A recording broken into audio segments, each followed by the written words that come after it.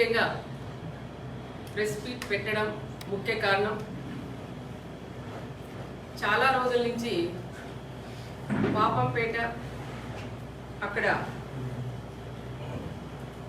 Survey number 106 ఒకటవ లెటర్లో 63 సెంట్లు అది సుప్రీంకోర్టు ఆర్డర్ ప్రకారం 63 సెంట్లు బిల్డింగ్స్ ఎవరైతే కట్టారో సుప్రీంకోర్టు ఆర్డర్ ప్రకారం అవి రెవెన్యూ అధికారులు అక్కడికి వెళ్ళి అవన్నీ పగలగొట్టడం మనం అందరం కూడా చూసాం. అది సుప్రీంకోర్టు ఆర్డర్ ప్రకారం వాళ్ళు చేస్తే అయినా మా పార్టీ లీడర్లు ఎక్స్ జెడ్పీటీసీ కానీ అక్కడుండే లీడర్లు అందరూ కూడా కలిసి ధర్నా కూడా చేసి ఇవి తీసేయకూడదని చాలా వరకు ప్రయత్నం చేశారు. అయినా సుప్రీంకోర్టు ఆర్డర్ అని చెప్పి మా వాళ్ళు కూడా అది కూడా దాని గురించి కూడా ప్రెస్లో కూడా వచ్చేలాగా వాళ్ళు కూడా చేశారు. కానీ దాని గురించి తోపు ఒక మాజీ ఎమ్మెల్యే వెళ్ళి అది రాజకీయం చేసి మరి ఆ రోజు పగలగొట్టినప్పుడు అక్కడికి వెళ్ళి ధర్నాలు చేసి ఎందుకు నిలిపేయలేకపోయినాడని నేను కూడా ప్రెస్ ద్వారా కూడా నేను అడుగుతున్నాను. ఏదో రకంగా రాజకీయం చేయాలని ఆలోచనతోనే అదంతా అయిపోయినాక మళ్ళీ 3 రోజులకు హడావుడి చేసి అక్కడికి వెళ్ళి ధర్నాలు చేసి పరిటాల సునీతమ్మ ఇక్కడ ఒక ఆఫీస్ కట్టాలని ఆలోచనతో ఇవన్నీ కూడా తీసేపించిందని మాట్లాడడం అది ఎంతవరకు సహజమో ఒక్కసారి ప్రజలు కూడా ఆలోచించాలని కూడా నేను కోరుకుంటున్నాను. దీనికి సంబంధించిన పక్కనది నేను మంత్రిగా ఉన్నప్పుడు దాదాపు 4.5 ఎకరా అది కూడా అందరూ కూడా కలిసి మాట్లాడుకొని రిజిస్ట్రేషన్లు కూడా వాళ్ళు చేయించుకున్నారు. వాళ్ళంతా ఈరోజు సంతోషంగా ఉన్నారు, నాకు బొక్కలు ఇచ్చిపోతున్నారు. అమ్మ నువ్వు ఆ రోజు మంచి పని చేసావు అని దాన్ని కూడా రాజకీయం చేసి సునీతమ్మ దీంట్లో 8 కోట్లు తీసుకుంది అన్నారు.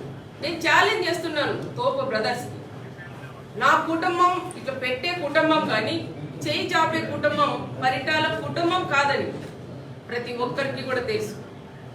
నేను 8 కోట్లు నేను తీసుకుని నేను అన్ని ఆత్మసాక్షిగా నువ్వు చెప్పగలవా అని తోపు వాళ్ళని కూడా నేను అడుగుతున్నా. అది ఒక ఎత్తు, అది ఆ రకంగా రాజకీయంగా కూడా తీసుకోపోయినారు.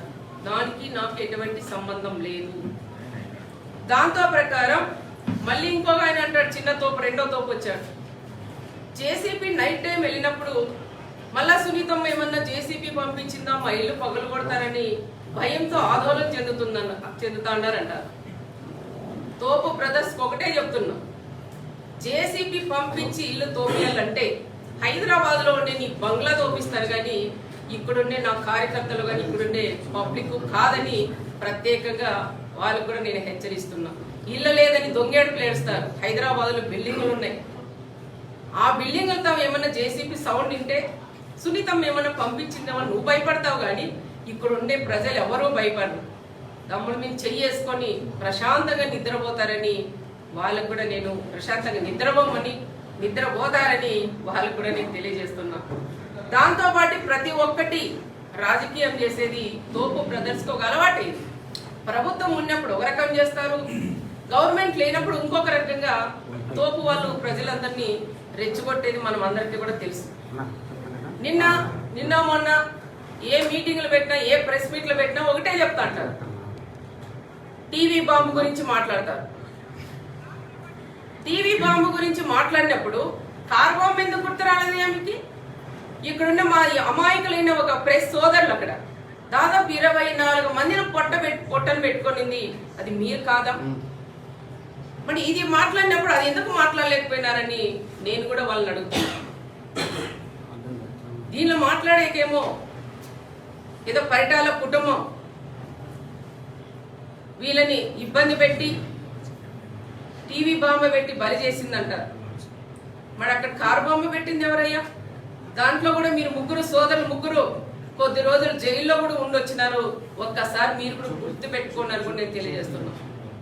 అదే కాకుండా ఎవరో ఒక ఆయన శుక్రవారం వస్తాడంట పరామర్శించేదానికి.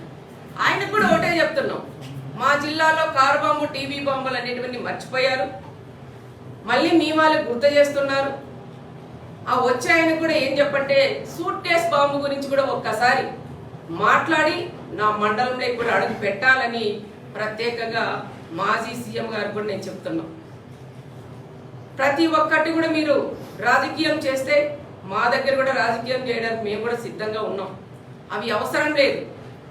ఎప్పుడో జరిగిపోయిన గతం గతహ. మళ్ళీ అన్ని కుటుంబాలు కూడా ప్రశాంతంగా ఉన్నాయి. మేము ప్రశాంతంగా ఉంటే మీకు నిద్ర పట్టదా?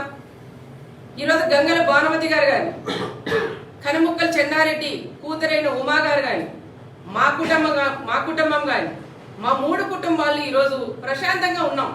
ఎందుకంటే ఆ రోజు జరిగిన దాంట్లో 3 కుటుంబాలు బలైన తర్వాత మా కుటుంబాల పరిస్థితి 4 గోడల మధ్యలోనే మేము ఎన్ని ఇబ్బందులు పడినాం, ఎన్నిసార్లు ఏడ్చుకున్నాం, మా పిల్లలను పట్టుకుని ఎంత బాధపడినాం, ఏ రకంగా మా పిల్లలు మేము పెంచుకున్నాం అనేది మీకు తెలియదయ్యా.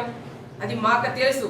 ఒక పూట తిని ఒక పూట లేకుండా మా కుటుంబాలు మేము పెంచుకున్నాం. మా పిల్లల్ని చదివించుకున్నాం. నా కుటుంబంలో నా 3 పిల్లలు ఉన్నారు. నా కొడుకులు ఇద్దరిని నా కూతురు చదివించుకున్నా. నా కొడుకు ఈరోజు రాజకీయాల్లోకి వచ్చాడు. చిన్నవాడు వచ్చి బిజినెస్ చేస్తున్నాడు. నా కూతురు వచ్చి డాక్టర్ చదువుతాను చేసింది. అదే భానుమతి కొడుకు కూడా జాబ్ చేస్తూ ఉంటాడు అబ్బాయి.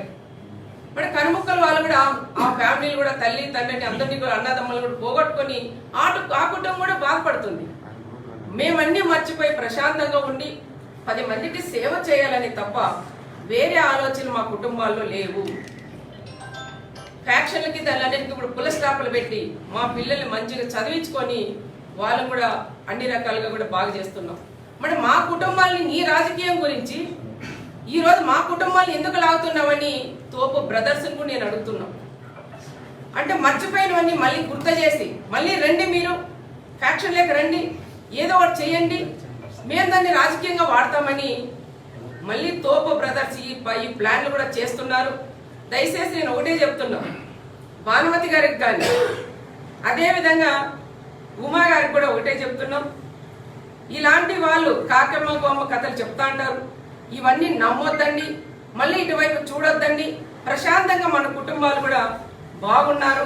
ఇదే ప్రకారంగా 10 మందికి సహాయం చేద్దాం తప్ప ఇలాంటి వాళ్ళు మనకి మళ్ళీ గొడవలు పెట్టి అది చలమంటేసి ఆడుకునేలాగా ఆ రకంగా కూడా చేయాలనుకున్నారు. దయచేసి అలాంటి వాళ్ళు ఉచ్చలేక పడొద్దండి అని మరొకసారి మా 3 కుటుంబాల వాళ్ళు కూడా మేము విజ్ఞప్తి కూడా చేస్తున్నాం. దీన్ని చూస్తుంటే